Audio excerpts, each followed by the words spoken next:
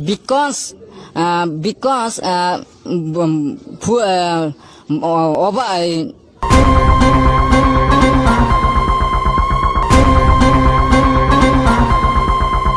बे समाव जों एखनब्ला सावथुननि हिरो आरो एखनब्ला राजखान्थिनि हिरो एखनब्ला ससियेल मिडियानि हिरो बिथांनि गोथार जुलिनि खौरां लानानै फैदों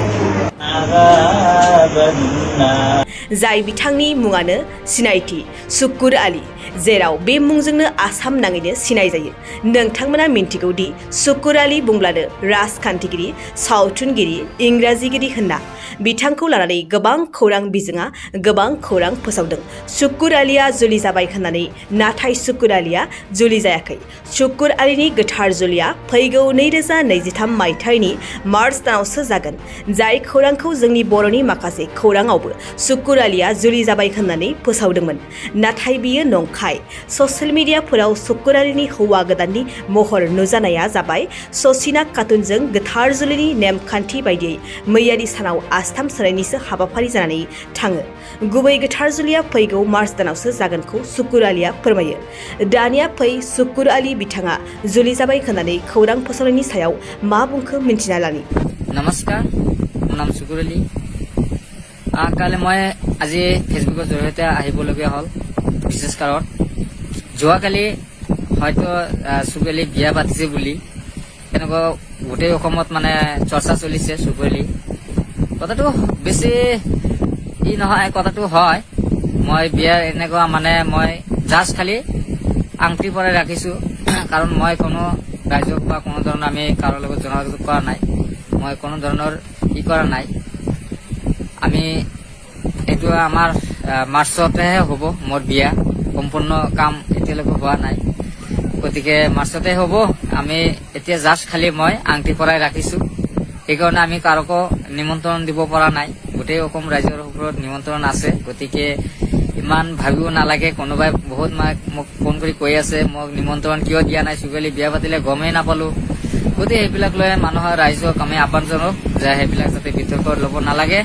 গতিকে সকলোৱে পাব মই নিমন্ত্ৰণ দিম গোটেই অসমবাসী ৰাইজৰ ওচৰত নিমন্ত্ৰণ পাব সেইবিলাক লৈ চিন্তা কৰিব নালাগে গতিকে মই কাৰো ফ্লাছ কৰা নাই মই জাষ্ট খালি মই আংটি পৰাই ৰাখিছোঁ এতিয়া মই ঘৰত বোৱাৰী এতিয়ালৈকে অনা নাই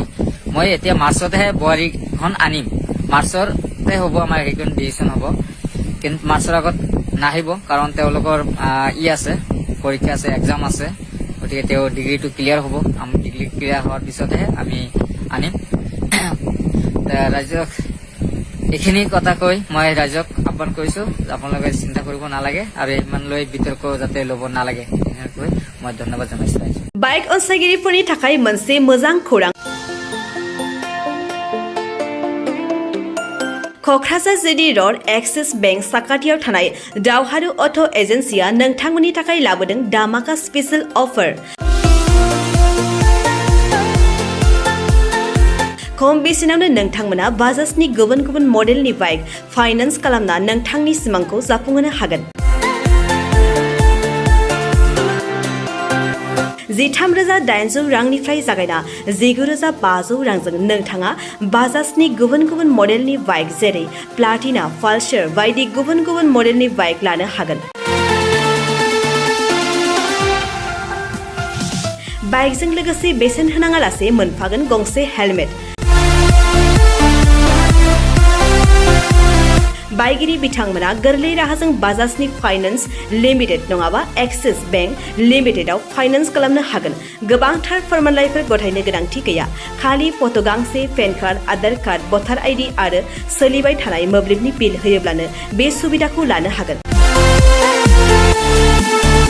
गोबां मिथिनो थाखाय 8473883986 03661270550 9957644326 आव फन खालाम